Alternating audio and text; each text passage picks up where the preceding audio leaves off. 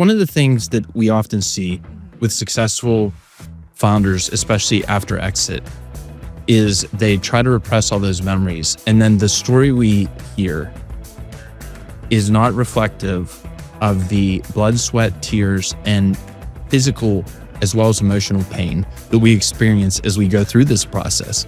And I think that's untoward of us to communicate that to younger generations, because they see these stories. Yeah, that's gonna be me.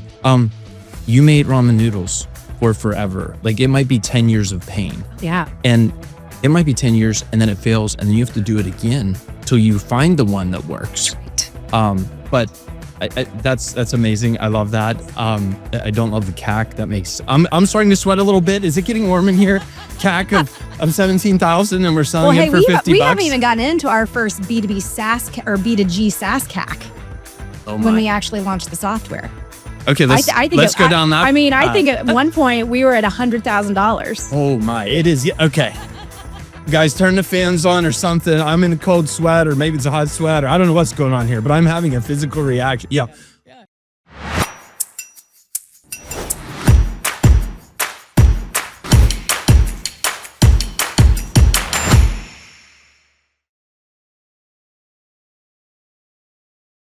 Thank you for joining the Missing Half podcast, where we're discovering what's missing in manufacturing and B2B marketing. I have a very special guest with me today, Megan Glover. Megan, thank you for joining us. Oh, thank you so much for having me.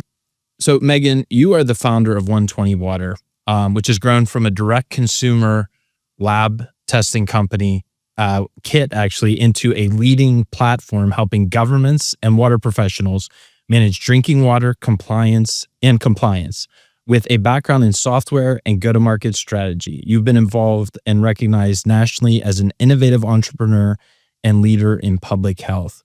So Megan, I just covered a lot, right? Like, maybe walk us through your journey, your early career, and what's brought you to where you are today. Yeah. Well, no. Thanks for the question. It's what I like to say is I did not set out to found a company in water. Water found me. And, prior to starting 120Water in 2016, I was a go-to-market executive. And I was bit by the startup bug very early on. I'm sorry. I know. My parents are sorry too. After I graduated from DePaul University, I was actually supposed to go to law school, and I just wasn't feeling compelled. And so I kind of took a gap year. I don't think that was a thing back in the early 2000s. You're a pioneer. I was a pioneer. Yeah, I love that. And worked for my alma mater in the annual fund, raising money for the annual fund. And that's where I met a fellow alum, Angie Hicks, who started a company called Angie's List here in Indianapolis. And I love that vibe. I love being part of a startup, and threw my hat in the ring to go work there. And that's then where I fell in love with marketing, because I ended up basically starting their brand enforcement department and their online marketing function at Angie's List. So Megan, I think that's an interesting point. And we won't spend a whole lot of time on this, but no one ever says they went into marketing and mom and dad were proud. Right. It's always like, I was going to law school, or I was going to do this amazing thing, and then you end up in marketing. But marketing is a career. There's a lot of upside, a lot of potential. But I just captured that. And maybe, we're trying to discover what's missing. And maybe what's missing in all of our psyches or our life stories is the fact that we have to get over disappointing mom and dad because we all went into marketing. Oh my gosh. I mean, I have to tell this funny story. So when I left Angie's List to join a very early startup here, pre-revenue, as employee number 5, my parents actually called my husband, and we were newlyweds at the time, saying, "What is Megan doing? Like, what is she doing?" Like, they were genuinely like concerned. It was time for an intervention. Yeah. Like, you come home, they're all sitting in the living room, all the papers, right? And oh my gosh, that's so funny, but so true, right? So true. So you're a startup addict, recovering and doing great. And for the last 9 years, though, you have focused on 120Water. Maybe tell us a little bit more about that. Yeah. So, serial startup, entrepreneur, addict. I love the high. And in 2016, kind of a similar story, although one with personal passion behind it. Sure. I was having coffee with a mentor of mine, And we were talking about the Flint, Michigan water crisis because it was the height of that crisis, and you couldn't turn on a television without seeing a poor child getting their blood drawn for lead poisoning. And that hit really hard. I had 2 young kids at the time. And so his name was Chris Baggett, and he had a buddy named Dave Cole, who I know has been on your show, who actually owned a number of labs. And he said, I've been talking to my friend about this, and shouldn't there just be an easy way to test your water for lead? And I said, yes, there should. So I went home that night and I searched the internet, how to test my water. I called my water company and asked if I could get a test, and that's not something they provided at the time. They referred me to some environmental labs. So I called some environmental labs here locally. They're like, we don't really do consumer testing, but if you want to walk in with a bottle, we'll do a full panel for $1,200. I'm like, well, that's not accessible. Sure. So long story long, I went back to Dave and Chris and I said, I don't know what's here, but I tried to test my water. I couldn't. And now I'm a mama bear. Now I want to test the water at my house. I want to test at my kids' daycare. And so we reverse engineered the lab to doorstep models. 23andMe was hot at the time, and some others, and launched 120Water in about 7 weeks.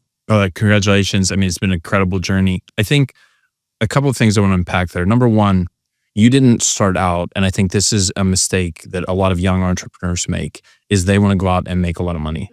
And when you start from that position, I feel like you're almost hurting your chances, as opposed to starting out with, we are going to go and solve a problem. So you found a problem, it was prevalent, it was trendy. I mean, not popular trendy, but there was trending information. There was a lot of conversation about it. And then, and I think this is still a problem to today outside of like 120Water. If you're dealing with commercial labs, they give lip service to the fact that they will invest in local communities and support drinking water. But if it's not a retainer contract or a large testing contract with and for their business model, they can't afford to care, because I don't even know if $1,200 is usurious or it's just the real fundamental economics of the way they operate. So I think that problem you solved hit a number of categories. And then, so you start solving 7 weeks in. So this is a question I like to ask everybody, especially owners and founders, is, okay, 7 weeks in, 9 years later, there had to be some white-knuckle moments. Mm-hmm. There had to be some of those, don't know if this is going to work. Don't have payroll, like whatever. Oh yeah, no one's getting paid. Yeah. Oh my gosh. I didn't see a paycheck for years. Yeah. What are you talking about? But can you, and I, like whenever I ask this question, I know people sit across from me and I can see the flashbacks in their eyes, because they're like, oh yeah. Are there any of those you could share that you feel were the most, the biggest moments in this 9-year journey? Yeah. So the B2C model was not working. I mean, just flat out. I think my mom bought a kit. I think all the founders bought a kit. We actually probably paid for our own product just to like post. I think we maybe had like 50 orders. That's great. I love that. And we were spending, and I'm talking to a marketer, so I love that. Our cost per click and our cost per conversion was off the charts. Like, we were spending so much money. We were just bleeding money. And I'm like, guys, it's not working. I mean, we had the best agencies behind this, pumping up the brand, but people just didn't want to buy these kits. Sure.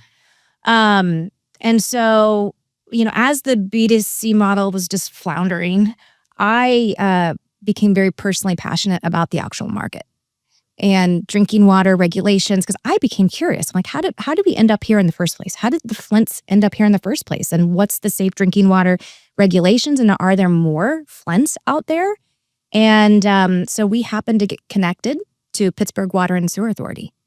And they had been dealing with a lead issue, not at Flint scale, but they had found and exceeded the lead and copper rule. And their president at the time did offer consumer kits.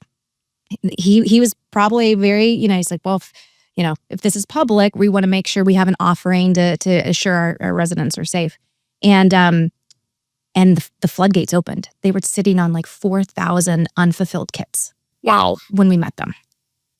And we had just built this very robust automated way to get kits to residents' hands. And so myself and Dave and Chris, we went to Pittsburgh and we showed them the process and showed them the dashboard, and we had that contract a week later. And so that was the tipping point where I officially kind of quit my day job and said, I don't know what's here, but we're going to kind of pivot this business to focus on governments and municipalities that are going to have to meet the demands of this increasingly new basically world. was the same model. It's just you're facilitating it through an intermediary. Yeah. And then that allowed us to have economies of scale for the lab testing. Sure. Because that was the thing that was crushing us too. These one-offs, no one wants these one-off tests, right? But if I can bring thousands at a time to these laboratories, then I'm able to have price, different conversations about pricing and sure. And they can get excited about it, and then it doesn't cost them. Because I would even argue that on that $1,200 kit for when you originally started this, that lab was going to make little to no money. Oh, it's highly commoditized. Right. It's a very manual, yes. labor intensive. Yeah, absolutely. That's probably fair. It flipped the entire industry and the whole economic structure there. So you had those white knuckle moments. So we got you did kind of like the Girl Scout cookie route to sell your first couple kits. And yeah, I can imagine your CAC. What were we selling the kits for? Oh, $50. And they probably cost per acquisition 10, 20,000. Yeah, right. Yeah. Oh my gosh. Yeah, now you're having the flashbacks. I actually think it was 17,000. Okay, yeah. So you had repressed that memory, and now we've judged it back up. I'm sorry. Yes, but yes. Yeah, it was awful. So thank you for that honesty, because I think one of the things that we often see with successful founders, especially after exit, is they try to repress all those memories, and then the story we hear is not reflective of the blood, sweat, tears, and physical as well as emotional pain that we experience as we go through this process. And I think that's untoward of us to communicate that to younger generations, because they see these stories. Yeah, that's going to be me. You made ramen noodles for forever. It might be 10 years of pain. Oh, yeah. And it might be 10 years and then it fails and then you have to do it again till you find the one that works. Right. But that's amazing. I love that. I don't love the CAC. That makes I'm starting to sweat a little bit. Is it getting warm in here?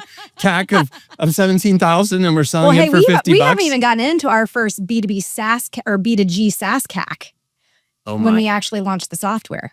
Okay, let's go down that. I think at one point we were at $100,000. Oh my, it is. Okay.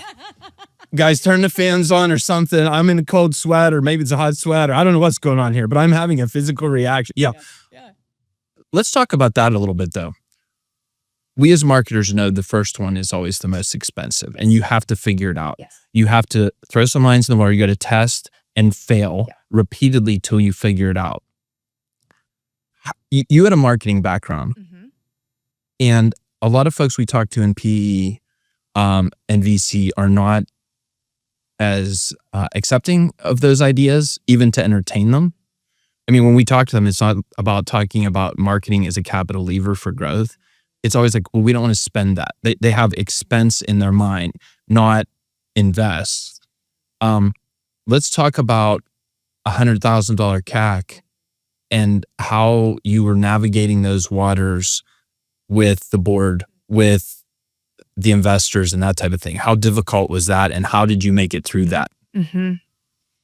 Ooh, that's that's so.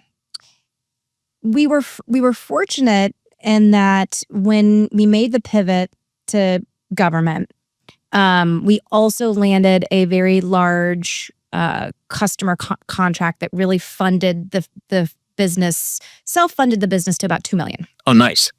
So yes, nice, but then that's where all of our focus. We certainly weren't scaling or doing anything to build upon it, but we were at least able to catch our breath and be customer funded for a couple of years before we had to take on a full scale board, if you will. And then I think it's so fascinating. I always said early on, I said, guys, our first 3 customers are going to be the hardest customers we ever acquire in government. Because I would have these conversations, hundreds of conversations. I'm a huge voice of a customer person. And I would always end every conversation with, I'm not trying to sell you anything. I'm just trying to say, is this a solution worth continuing to do? Or tell me no. Tell me to go pound sand. Yep.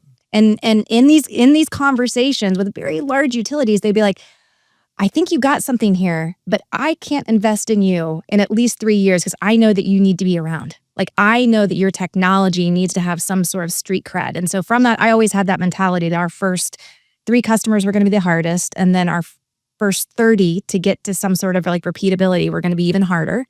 And then after that, then, gloves off, let's go. Sure.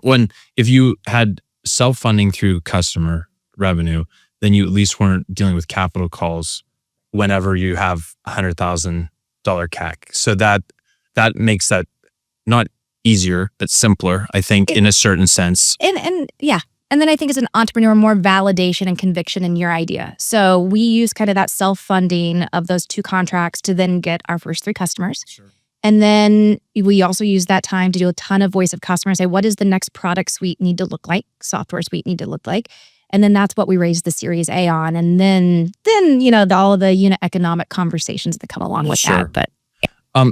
We hadn't planned to talk about this at all in the pre-show, but I want to explore this for a second because I think this is something that's missing in a lot of thesis is if you're going after the government as a customer, whether it's local, state, or federal, that is very, very difficult because they want to see track record and it's chicken or the egg, right? I mean, can you give some advice or some perspective on how long and hard that process is, which is much different than consumer or even B2B because you have more exception, adoption, willingness to kind of think outside the box, I would say, on the industry. You have more levers. You have go-to-market levers, the contracting levers. More innovation is accepted. Sure. Yeah. So you found that governmental push that was extremely difficult and took time. But let me ask you this, and maybe this is what's missing in a lot of strategies. How did you get the first 3? Like, was it finding a visionary? Like, what were the components of that, if there is anything that could be extracted and scaled in that idea? So the first 3, I think that's a great question. 1, crisis. Oh, sure. Right, crisis. I have no other option. And you're an innovative option that solves my problem, right? But then I would say the next 2 after that, just innovated folks that were open to change. Because if you think about it, like we were bringing a new way of physically collecting these samples that had never been done before in these utilities. So we had to find those very specific people within the utilities that were willing to let go of that manual process and adopt our new way of delivering these kits. Now, it ended up being a better way because by letting go of the process, they got more visually in terms of the dashboard, and they actually had more control over these samples, which is so ironic, right? Sometimes letting go of the manual process and allowing innovation to show them what they can't see, right? So it was that, and I just think the other thing is we followed the market, and we always stayed a few steps ahead of where we thought the market was going. Even if we didn't love what we were building, not sexy stuff. Sure. But, we kind of anticipated, okay, well, if this regulatory thing actually drops, here's the pain it's going to create for that end user. And if we can continue to provide solutions that solve that pain, then we always had a constant pipeline of targets or opportunities that we could source, if that makes sense. Sure. No, and maybe what's missing in my thinking and in others is when we think about the government, and whether it's federal, state, local, whatever, we think of them as kind of like a monolith.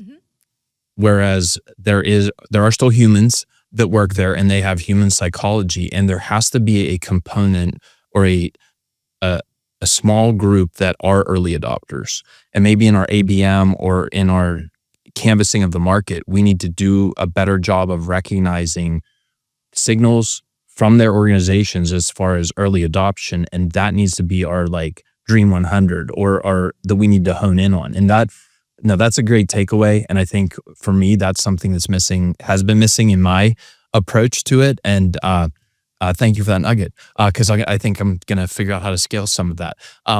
But well, whenever you think about your background in marketing, bringing that to a startup and then bringing that to private equity and marketing that business, did you see yourself as a little bit different than some of the other folks that you were talking to in that space with your marketing background and seeing marketing as something that could help 120Water grow? Or how did you navigate that space, and what did you observe in the process? No, without a doubt. So I'm just a firm believer that building great brands absolutely contribute to enterprise value. Because I've worked for good products with a great brand that have had better outcomes than great products with no brand. Yep. So I just and when I say brand is your people, it's your assets, your image assets, it's the quality of content, it's how you talk to your customers and where you put them in kind of the life cycle of everything, right? And so I just, that is something that I never compromised, like starting 120. I mean, and I saw an opportunity in water because water didn't have a company with a strong brand. Sure. And I mean, we were the first to really build out this thought leadership layer. At that point in time, the only other people putting out thought leadership content were the regulatory agencies and the EPA, but no one was really investing in how do I take this content and actually turn it into practical playbooks that I can follow as a water professional. So, we've invested a lot of money in that. And I had to fight really hard to show, no, this is an investment. I promise it's going to pay off. But, when you're spending that money, hundreds of thousands of dollars just on content and thought leadership, for those that are not invested in it, it can be a challenge. Well, and you filled a vacuum, correct me if I'm wrong, because when we think about this play, this playbook has been around for a while. Oh, yeah.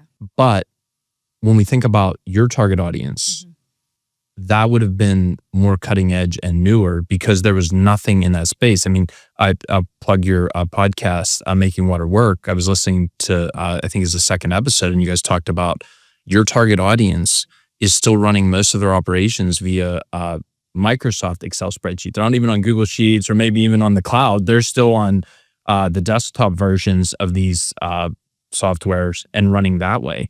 So do you believe there are still plays in the market where we have these late adopters that we can still run this playbook and it can be revolutionary and have an outsized impact, and certainly not only on the market and building brand, but then on enterprise value? Oh, absolutely.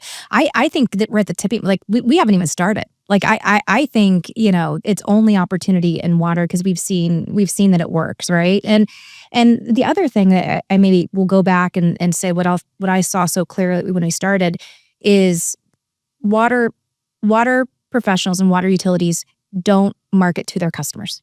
They don't communicate effectively to their customers. They don't market, what is essentially our most precious resource, water. They're just not good at it. And so 120, we had the opportunity to bring that consumer-facing beautiful kit. Oftentimes, we were a marketing vehicle for the utilities, and we took full advantage of that. And not only building the brand within the utility about how to run these programs, but that bridge to the consumer and how can that, by default help their brand as well. So I'll also give another plug to your podcast. Episode 3, you interviewed the director at the Louisville Water Company. And I found that story to be compelling and fascinating because I had never considered branding and trademarking water from a utility. And we'll have the links in the show notes and everything, and people can click on that and watch it. But I thought that was a very compelling story. And in that market, there's a complete void. They've done a nice job down there, but it sounded like a little bit of a unicorn in the market. And then what you're doing on the SaaS side. So we have a theory. So we've launched another enterprise called 50 Capital Growth, where we're focusing on marketing's impact on EBITDA and exit multiples. And this to me is something I'm becoming much more passionate about because I keep seeing missteps, unrealized opportunities, especially on exit, where we're looking at, we get a 9, but we could have got a 12. We get an 8, but we could have got a 10, because we're not figuring out organic growth. Absolutely. We're not figuring out, everybody has the 3-year hold. We're going to buy it 3 years. We're going to roll it up. We're going to flip it. But we're seeing, I've seen some studies out there, we're now seeing hold periods that are 5 to 7, 9, 10. And I think what happens is, if you don't have that miracle ride of 3 and out, the board's sitting around and saying, okay, we need to grow. And we're not as excited about buying it. So let's have some organic growth. I have a thesis or a theory that if you wait until year 3 and there's a problem, and then you pay attention to marketing, you're already in trouble. It's impossible. Yeah. Right? Because then you can start, but then you're trying to impact 6, 7, year 6, 7, and 8. You're not going to, there is no magical machine. No, and I'm sure there are some. Could we find examples in the market where someone has gone viral, has ridden the rocket ship? And yes, sure. But those are outliers. Yes. Yeah. If we're looking at fundamental business and the fundamental PE roll-up play, our premise is that day 1, even day 0. Yeah, pre-deal. Right? Let's do some planning and part of the due diligence process, have a theory that we're going to test and be ready to deploy day 1, and get some demand generation going, make sure the brand's solid, have that foundational play there, and then start to experiment so that we have the opportunity for organic growth. Can you talk about that idea and what you've seen work or fail in those categories? Yeah, so I'll just kind of walk through 120Water's customer acquisition journey and why building our installed customer base through thought leadership and marketing was so integral to actually raising our private equity round. So, when we launched our software suite, we were heavily weighted to enterprise. Enterprise is the 1% of the market. Our market's long tail. And so we needed to focus on growing our installed customer base, right? Because that was the only way that we're going to be able to, our business model is very much land and expand, right? We're going to bring them in for this particular program and then build applications to expand their more programs that they run, because more programs equal more value for our customers. So long story short, in 2020, great time to raise a Series A, right? Timing is everything, and you had none of it, right? None of it. Yeah. I mean, but that's we had this rally cry, which was we really believed that if we could own more of the customer's data related to this regulatory trigger that was going to happen in October 2024, we would own the market. So, and that's because every single water utility had to digitize their data by 2024, and we knew if we could be that solution, that we would win the category. And so we just wrapped market. It was a marketing play. I mean, yeah, we built a great product to consume that data, but it was a marketing play. And as a result, I think we acquired about 7,000 licensed customers in a 2-year period of time. And even now, like, our webinars have about a 2,000 attendee. Yep. That's incredible. And over 50% of them actually join the webinar. Wow. That is a fantastic conversion rate. Yeah. I mean, Yeah. because in some markets, you can get a lot of people to sign up. Right. Yeah. But then the actual attendance, and then so then the follow-on question would be, are you seeing a great conversion path from the 50% that attend? Like, are you seeing, I mean, certainly you're measuring the attribution and you're figuring that out, but have you seen that as a positive path to purchase, getting that 50% to participate in those webinars? Yes and no. I mean, yes and no. It's the long tail is real. I mean, we talked about governments acting slow. It's not unheard of for someone to attend a webinar and 2 years later purchase. Oh, sure. So it's not immediate, and sometimes we clear the pipe, and you know what I mean, and start over. But yes, it is our number one opportunity generator for us. And then how did that lead then to the private equity? I think once we felt comfortable that we owned, that we had created this moat this competitive moat between all of us and our competitors, we felt the timing was right to go raise our Series B, and ended up doing a private equity recap. We didn't set out necessarily for that, but that kind of is how the deal ended up. But we felt confident, given our kind of market position, that we could do something with that in private equity. Excellent. Or Series B. This podcast is brought to you by 50 Marketing, your partner in navigating the unique challenges of B2B and manufacturing marketing. With extensive background and knowledge of the M&A process, 50 Marketing can assist you as you prepare your business's next steps. Whether you need strategic planning, branding, website development, content creation, or video production, our team understands your industry's landscape and is here to help you thrive. Visit us at 50marketing.com to learn more. So let's nerd out on marketing a little bit. Okay. So the webinar's working. That's great, and you have a path and great attribution, good conversion. Are you willing to share with us some of the things that absolutely tanked and failed miserably in the marketing journey? And like, whenever people ask me this question, like my mind starts spinning because I can think of 2 million things off the top of my head. It's like, which one to talk about?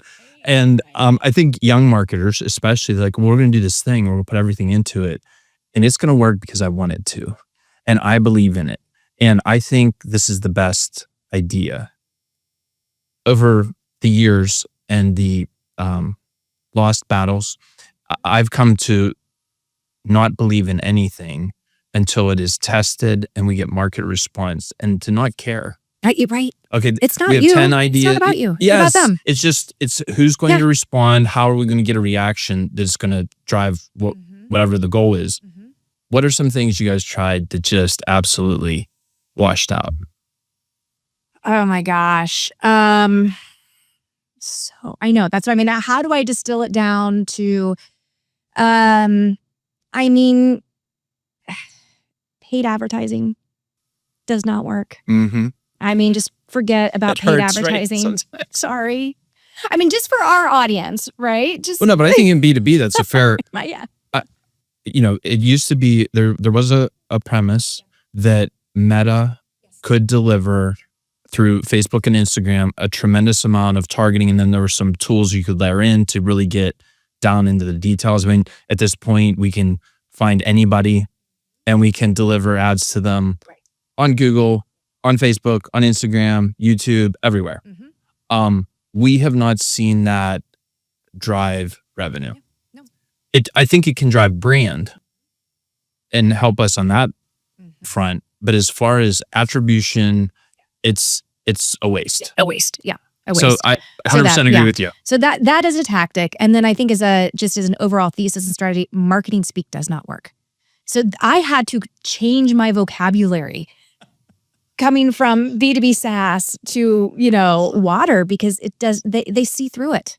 And they're like, you have to, it's, I think we've had maybe some mishires or bringing people in and they've tried to like sass it up and like, nope, that's not going to work here. Just use plain English. Sure. So I think that is a something that's missing in the approach of marketers, the baffling with BS and all of the acronyms. And then like, I know that some of the young people sit in the classes and have the bingo cards for all the, and that's a thing. I think they do that on Zoom with all of the meetings I attend at our company. They're waiting till Bill uses enough of those words. And then I see them smiling. And like, I know they're like messaging themselves and they're all like, they'll just, anyway, I find it, and then they get the Gen Z cut reels of all my flubs. Yeah, they love me. They love you. They love the something. Oh my gosh. But so I think the paid media has to be done very thoughtfully.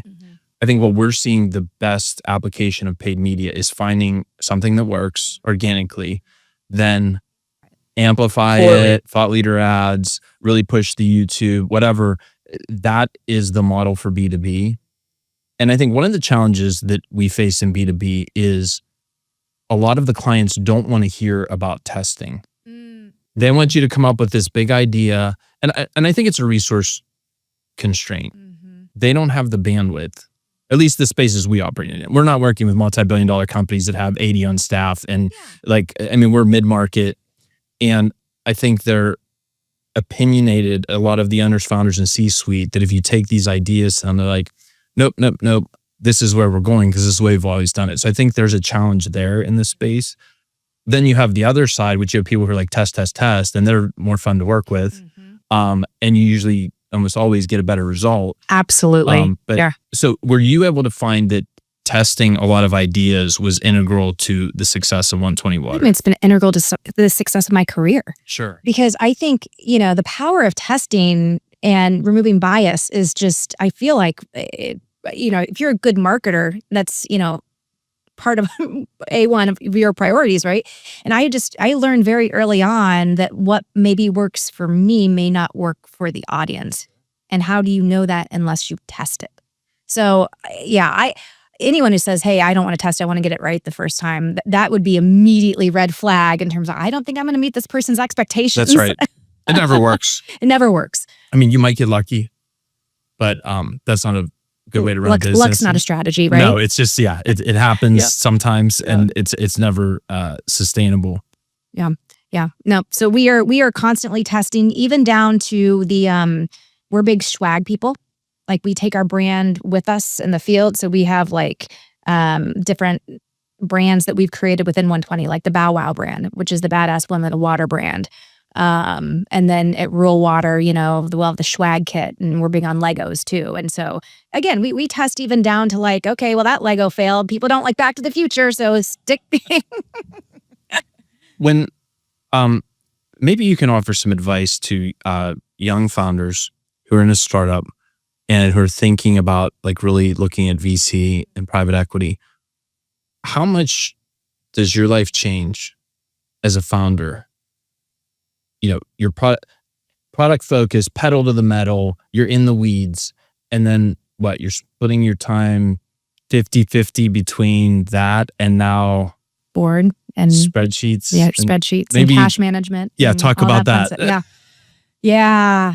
And I think the expectation around capital has changed. Certainly within the 9 years since I started, 120, it was, okay, raise your round and now just go burn a bunch of cash to try to create sales. And now it's not burn a lot of cash.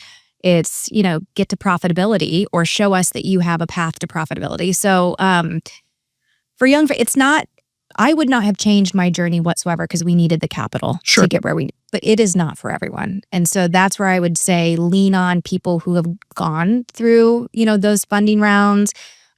Make sure you have the right people around you, because if you don't want to sign up for boardrooms and spreadsheets and you're always having that next conversation about where's the money coming from. Sure. If that's not your superpower, then make sure you have someone around the table who can slide into that seat, because once you start, it's a hamster wheel. You can't get off. And maybe for some of those founders, if they're just a product person, and I'm not saying that, sure. Yep. If that's their superpower and that's all they care about, it would be better for them to just sell it and move on to some other project as opposed to enter this world, because it's not for the faint of heart. Yes. Yeah. And it is a grind. And in my experience, and maybe for others, it's been just roses and cupcakes and good for them. But it's a tough road, rewarding, challenging, but it's not the 30-second to minute and a half clip after 30 years of war that they give for their memoir or when they're being interviewed. Yeah. I mean, it's a rough go. Yeah. And each of those milestones, I almost had to have a pep talk with myself and say, am I ready for this next stage? Sure. And I'm sure Dave Cole can, attest to this, how much I grew as an operator throughout all of those stages. And you almost become a different professional. You do. And so to your point, there's nothing wrong for product founders to say, I just want to stay in my product lane. But if you want to stay in your product lane, know that you probably need to bring someone in at that operational lane. Sure. If you really have conviction that you can, take this thing to the next level. Yeah. Well, I think that's great, introspection and recognition of your journey, because I'm sure Megan in 2025 looks back on Megan in 2016 and sees a tremendous story arc. What? Right? Who was that? And let's talk about what's missing in our perspective when we're younger, and maybe some advice we can give to, because I like to invest in youth and try and give them advice. I'm constantly asked things. I don't know why. But like sometimes I'm like, go ask someone who's way more successful than I am. But it's okay to have an expectation that this is a long journey. 10 years is not an unrealistic expectation for a startup to be successful and have a financial exit that is effective for the owners, founders, and all of the people who invest along the way. I mean, the folks who start the AI company on Friday and it's worth $5 billion on, I mean, I would recommend, if that's your plan, go buy scratchers. Right. Like, I mean, I think it was like 170, whatever. It was some stupid number. Like, go do that and figure out how that game works, as opposed to get into the startup game. Yeah. Do you see that? Like, if you reflect on Megan 2016 version, whatever that was, 7.0, and now you're at 25.0 or whatever, what is that story arc?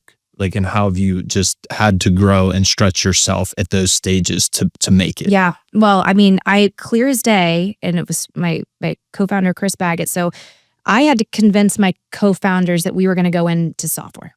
We're going to create a SaaS product, right? They weren't all on board. And I remember clear as day, Chris looking at me, he's like, we'll support you. Like, we as co-founder, we believe in you, we trust you. But you just know that you have now committed at least to 7 years of this journey. And I always think back to them that I'm glad that he sat me down and just said, but you need to be committed to this, because I think, to your point, so many young startup founders think, oh, this will be a 3-year flip and I'll make my first 10 million and then I'll just go do it. And it very rarely turns out that way. So just knowing that, okay, if I sign up for this and I raise this seed capital, be mentally prepared that this is going to be a journey, not a quick flip.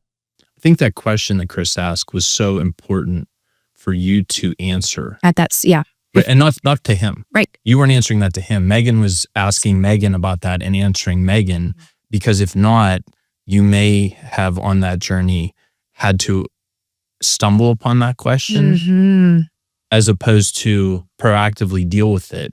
That's a great perspective. Yeah. Because whenever you're a very driven person, I can tell you're ready to go.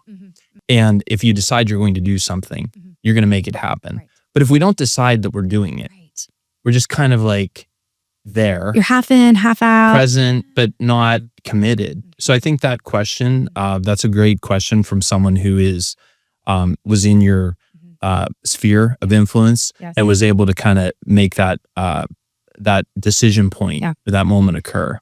Yeah, because I think the other part of it is, once you take that first check, whether it's from your mom, your dad, or a capital partner, like you have a fiduciary responsibility. And I took that very seriously. And that also stuck with me. It's like, okay, you have an out right now. You have a window of opportunity to say you don't want to do this. But yeah, you have to be committed to the outcome.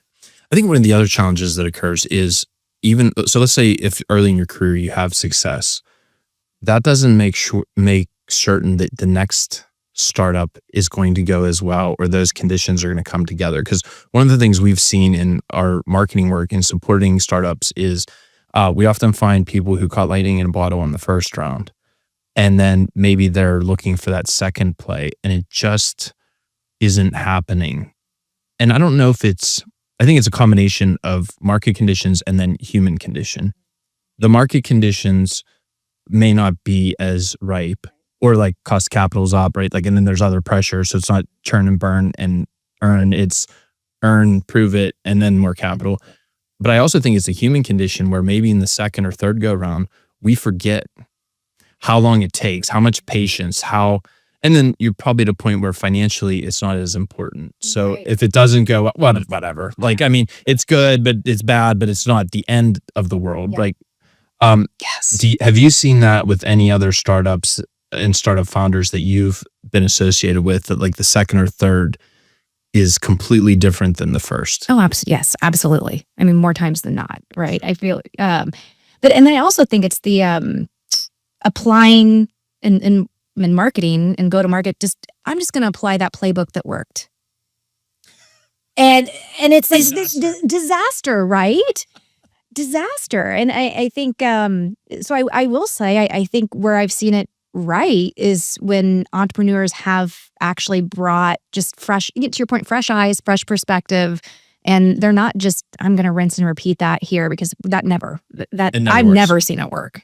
I think that worked maybe pre-digital. Yeah, there you go. There was a playbook that worked for a long time consistently. The rate of change today, and we don't even want to talk about AI, because that whole, the impact and the rate of change there, can't even quantify yet. There's probably a new math for that, which I won't understand, but I'm sure some people who are very, very bright will. So Megan, you find yourself today and going through another transition from the operating CEO to now the founder, more focused on acquisition, development, the future of the company. How is that going? I know it's fresh, so right in the new job and kind of experiencing that. How is that going, and how has that transition been for you? Yeah. It is. Yeah, I would say we're at the kind of the tail end of the transition, and obviously finding that successor and someone who can kind of step into the business is just everything. So I'm very fortunate in terms of the successor. Comes from our private equity group, came from Edison, so he's been very familiar with the business for many years. He ran the operating partner group before becoming our new CEO. So I would say it's been interesting, and I have to consciously remind myself I'm not in that seat for his success and mine. Sure. But stepping into kind of where I get to personally find joy has been really rewarding. So stepping out of the boardroom, and I've had more customer interaction, market interaction. Starting the podcast has been a lot of fun. So it's actually, in some ways, I think this next chapter might even be a really nice, rewarding kind of cherry on top to the whole journey. Well, one of the things I've observed from my perspective, which is very far away, is there almost feels like there's a role reversal with you and Casey, because now you're looking at acquisitions and big picture and trying to put all that together, and now he's in the weeds. And when he was the operating partner from Edison, so interesting, right? So I feel like there's some type of bizarre irony. I don't know what the literary device is that would truly describe it, but it feels to me like there's this tension, not negative, but there's this healthy tension in this role reversal. And I think that could set you guys up for some outsized success, because you will understand him and he will understand you. Whereas I've seen this 3-act play before, and there's zero understanding from both the newly minted founder and the new operating CEO, and they don't understand each other. And then there's so much negative tension that the next acquisition and the next operating play really become completely unaligned. And why does that matter? It destroys value. At the end of the game, it's a negative impact on the exit multiple and the EBITDA, and that's where we run into it. So I think that's a unique thing, and I'm observing this from probably 50, 100,000 feet. I have no knowledge, but that to me seems interesting. And this is a different type of question, completely unrelated to corporate strategy. It's hard to let go. Right? It 9 is. years. That's tough. It is. And I'll tell you what I told. So we had the entire company in last week, and it's interesting that you brought that up, because it was the first time I had an out of body experience. It was almost the first time that I got to kind of float above and see the entire company and watch this new CEO kind of literally pass the baton, kind of and execute what we've been talking about for so long. So in some ways, it just felt it felt very I got kind of emotional just kind of watching and watching all of the people that I've recruited and, the strategy that we've talked about forever actually coming to life and all of the feels. So I feel very fortunate that I have this opportunity to step out of the boardroom and spreadsheets and really have a clear view of what is going to make this next transaction successful. Not only for the people internally, but I think for the industry as a whole. Well, and who better to do that than someone who really understands it? I mean, when you think about, and we talked about a little bit about this pre-show, when you start thinking about acquisitions and you're thinking about not doing them on a board deadline, but on a strategic timeline, that we can really evaluate cultural fit. We can value fit. Is there product market fit? Is there team fit? Yeah. I mean, all those things are important because, I mean, you can shove them. Oh yeah. Oh, I mean, absolutely. and with enough money, you can buy them for too much. You can spend too much integrating them and then pay the ultimate price on exit when it doesn't work. Or if you have someone who has that eye, and I think that's going to make your team really successful because the possibility of synergy and understanding between you two, I think, can be amazing. But like what you're saying there, I think that out of body experience, I remember very clearly. I took over a division for my father. It was back, we won't even talk about how long ago because it'll date me, but there were 400 employees and I took over pre my marketing adventures. And he was able, I felt, to have a much more strategic oversight because he wasn't dealing with, even during those meetings, the sidebar conversations of like, hey, we got to go deal with this employee separation issue.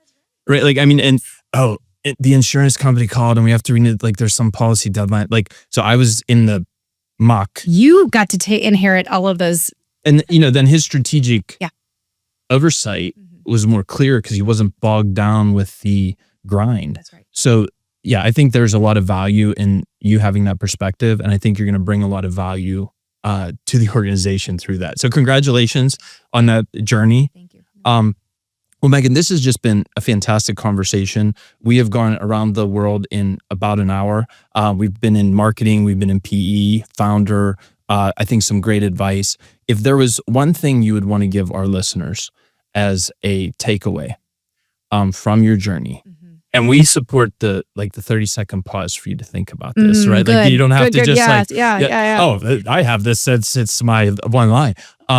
Is there any piece of advice or takeaway you would give someone? And let's narrow it down a little bit. If you're thinking about as a founder entering into that institutional money, right? You're going to start talking to VCs. You're going to start talking to a family office, PE, whoever. What would be one piece of advice you would give that group as a part of the reflection of your experience? Well, this may be an obvious, I'm going to give a two-parter because I'm a marketer and I like to tell stories.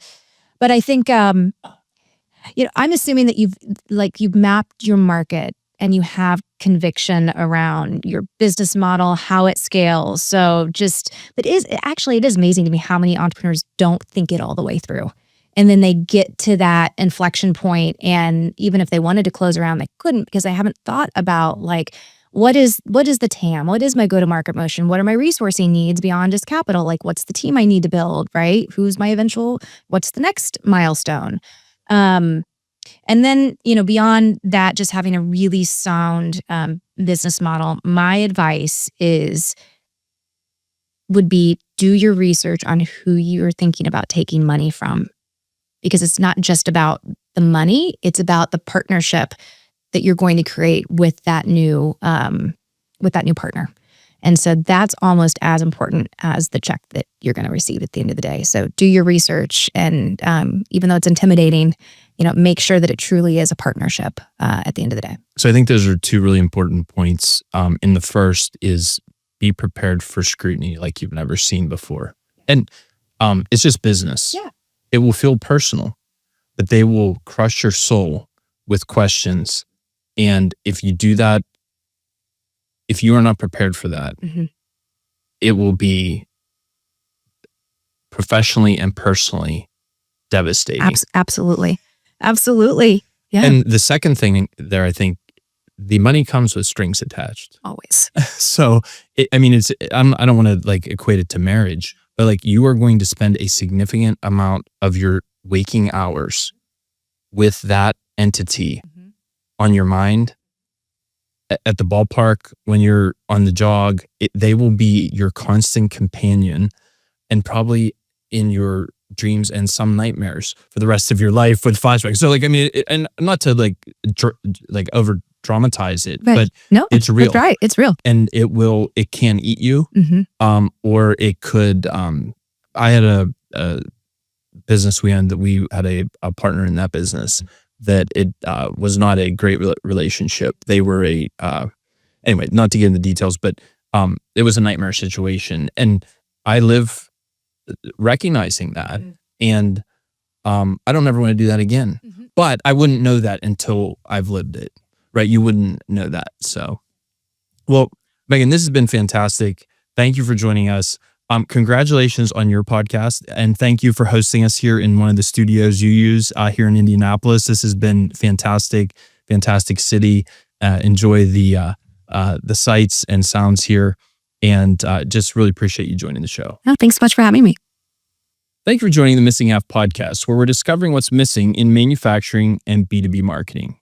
Like, share, subscribe. Have a great day.